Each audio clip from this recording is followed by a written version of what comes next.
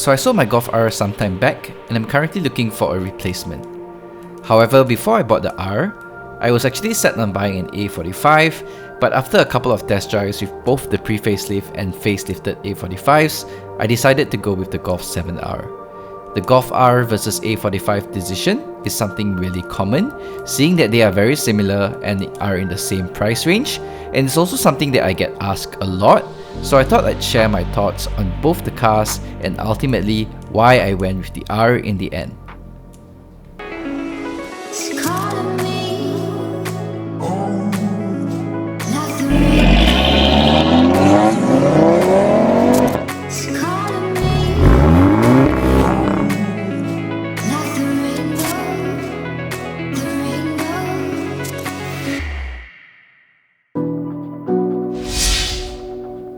I think the A45 looks so good out of the box, especially with the aero kit. It looks really aggressive and doesn't actually need anything else. The 19-inch rims that we get locally looks great, and it comes with nice big brakes. The Golf R on the other hand looks more muted and grown up, but will blend into a crowd much better. The brakes work okay, but they don't look special at all, and unless you get the Pretorias, you really need to change the rims too.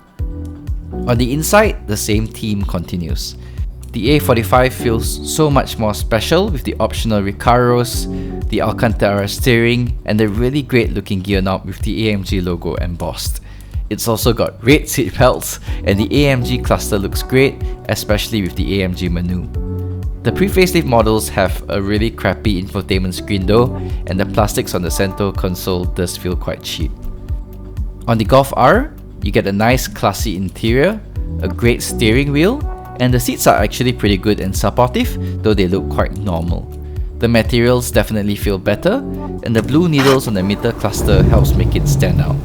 However, compared to the A45, it's also quite bland and boring, so it really depends on what you're looking for.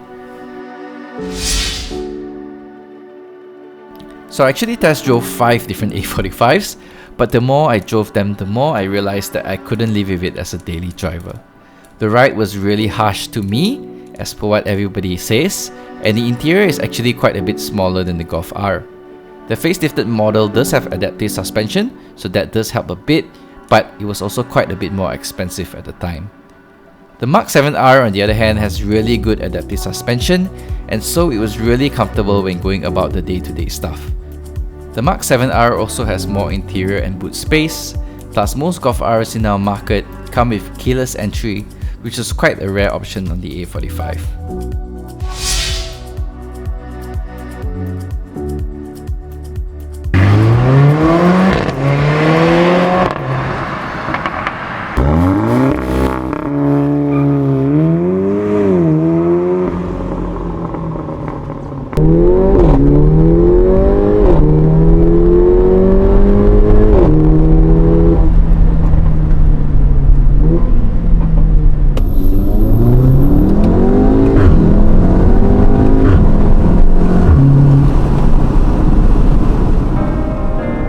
Comparing stock cars, the A45 definitely wins here. After all, it had the most powerful production 4-cylinder engine at the time. It's quicker out of the box and sounds so much better, especially with the AMG Performance exhaust option, which we do get for local cars. There's so much more drama, even just in the startup, and the pops and ridiculously loud farts between shifts are what made me want to buy the A45 in the first place. A stock Golf R is pretty quiet and really needs an exhaust, which then brings it close to an A45, but it still won't have the drama of the AMG. However, a tuned Golf 7R will turn things around, as the car has a more efficient gearbox that somehow makes it quicker, and there are lots of videos out there that you can check out. The handling though is where the Golf R really shines, and it's also where the A45 gets the most complaints. The R turns so well with the help of the new XDS, and it's such a joy to drive around the corners, while the A45 is notorious for how much it understeers.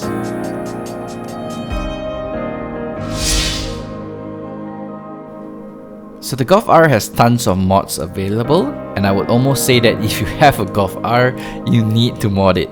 There's the tune, exhaust, rims, brakes, body kits, and tons of other stuff you can do. The A45 on the other hand feels quite complete, even in stock form, and like I said, it doesn't really need any other mods, though there are of course lots of mods available too. I think they should be pretty similar here if you're maintaining the car outside of the service centers. Parts of the Mercedes will probably cost a bit more, as to be expected. However, they are both pretty reliable and don't have any major issues that I can think of that you need to worry about. So with all that said, I went for the Golf R in the end, as I felt it was a much better daily driver and it was a bit cheaper too, which meant I could save some money for the mods. I have 2 kids, so the extra space was a big factor for me, and it just suited my needs better at the time. I also really liked the tuning potential it had, and have always liked VAG cars, having had the Mark 6 GTI and Audi B8 S4 before. Honestly, the car was great and I loved every second of owning it, so I would recommend it to anyone who's looking to buy one. However, if I was buying a weekend car, or if I did not have a family to ferry around, I'd definitely have gone with the A45, as it just looks and feels so much more special. It's got the amazing seats, and the random pops always made me laugh. It's something that's still on my list of things to own one day, as I've never had an AMG, but I must say that the new A45S and even the A35 looks really good now. So I hope this helps you in your own decision on which car to go for. Feel free to ask if you have any questions, and leave the video a like if you found this helpful. As always, thanks for watching, and I'll see you guys in the next video.